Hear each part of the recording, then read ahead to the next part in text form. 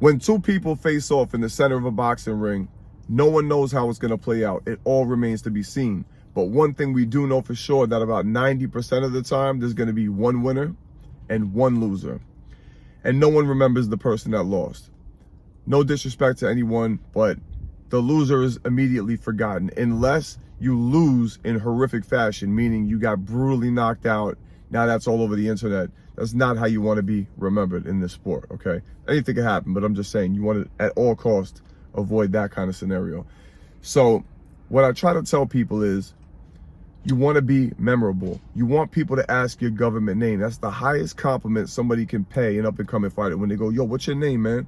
Because A, they want to see you fight again, or B, they're a coach and they don't want to be on the other side of the ring from you.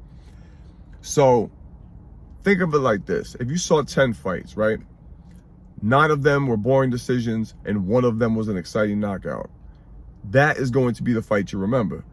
You don't need to have 1,000 fights. You just need to have exciting fights where obviously, again, I'm not saying take stupid chances, you take calculated risks, but you got to press the action.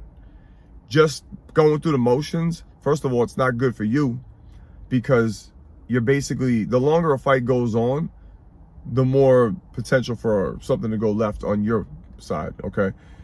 You can't always knock everybody out. But if you're taking smart chances and you're pressing the action, the other guy won't be able to set an effective offense. You're going to keep him on defense mode, number one. It shuts down his offense. And number two, you keep the momentum on your side. That's how you create the impression of ring generalship, effective aggression, and that's how you score your points, and that's how you win fights.